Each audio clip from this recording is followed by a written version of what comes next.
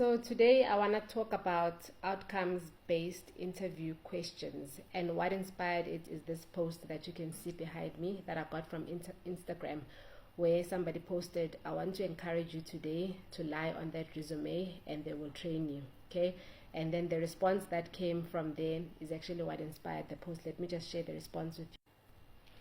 So here's the response: until they hit you with the "tell me about a time when you da da da da da." So the original post, the poster encouraged people to lie on their resume and then said they will train you at the job. And then this person commented and said, until they hit you with the "tell me about a time when you da da da da da." So this person is actually referring to what we call outcomes-based interview questions. So it would be interesting to find out if maybe she's making this comment from the aspect or from the angle of an employee or a job seeker that has been asked those type of questions, or they're making that comment based on a recruiter or an interviewer's perspective, knowing that this is a good method to actually use in order to predict a person's success. Because remember, an interview is all about predicting the person's success in the role, should they be successful. So the assumption of outcomes-based interview questions hinges on the assumption that the best predictor of future behavior is past behavior.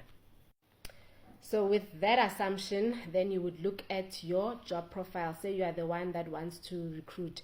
Say maybe, for example, you want to recruit somebody with good negotiation skills, with communication skills, somebody with conflict resolution skills. Okay, you would look at your spec, obviously, and then you see what characteristics that you require for that position. So then in order to assess somebody's skills, you won't just say maybe, because I remember the lady that actually taught me this technique, or that taught me about outcomes-based interview questions. She made an example that say, let's say you want to assess somebody's reaction in a particular situation. You're not going to say, what will you do if there's a fire in this building? Because that person will tell you what you want to hear. So they might say that, I'll make sure that everybody else is safe, I'll assemble everyone, I'll make sure that I hold the elderly's hand, and then make sure everybody's safe outside, that nobody gets burned. But if you ask it this way, tell me about a time when there was an emergency at the workplace or a natural disaster, what did you do? Oh yeah, before I was really interrupted. So when you say, tell me about a time when there was a disaster at the workplace or an emergency, then luckily enough or unluckily enough, maybe they did have a fire in the workplace. Then they'll say there was a fire. The next thing, I saw an explosion. I took my bag and I ran. So yeah, that's what you use outcomes-based interviews questions on.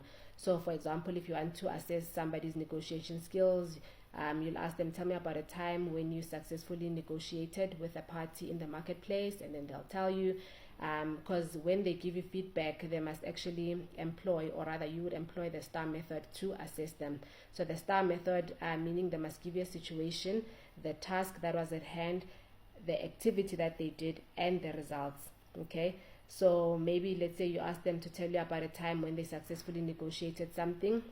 They will tell you that, okay, I was negotiating for a price increase, and then this is the number that I gave them, and then this is the number that they gave me, and then this is the number that we settled on, and then the results would be, at the end of the day, we were all happy with the results.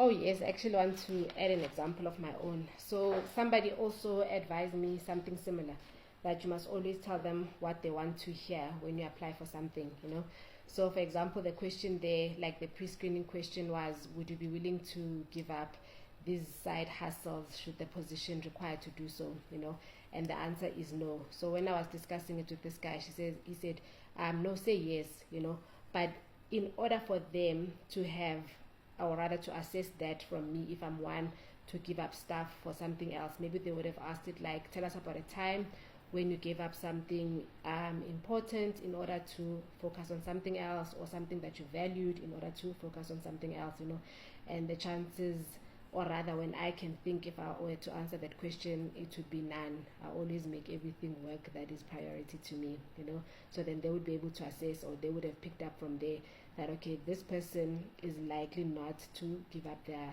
business or their side hustles should this role demand it. Okay, so there's a nice way to use it, and also I have them available. I'll provide a link where you can download the outcomes based questions for each area that you might want to assess during the interview. Say maybe it's listening skills, innovation skills, analytical skills, because it depends on the role. So each role has its sets of requirements. Okay, so for example, let's say you write on the spec that you want somebody with good communication skills. If I want that role, then maybe I would lie on that CV and say I'm an excellent communicator. Okay, but how you would assess it is tell me about a time when.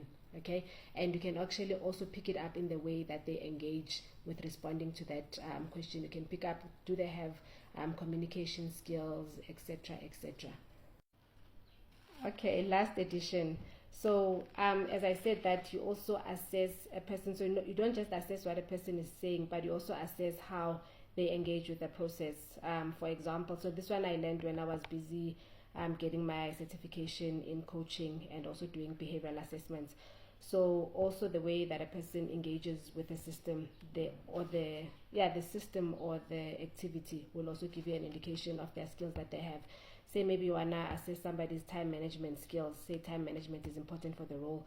You would see like how they show up for the role and are they on time for the role. So you'd also assess that. If timekeeping is not important, for example, or time management skills is not important, then that being late by 15 minutes, or let's say the interview starts at 10 o'clock, instead of arriving in the parking lot at 9:45, they arrive in the parking lot at 10 o'clock, and then only they're at the interview at 10:15. Then you would see that, okay, time management might be something that we need to work on. And then let's say maybe you looking for a facilitator and you want somebody who is good at simplifying things. You would listen to them also when you interview them. You won't just say, can you simplify things? Obviously they're going to say yes because they saw it's a requirement on the spec, but you would listen to them. You would listen if when they're talking in the interview they're using jargon that not everybody else is familiar with. So yeah.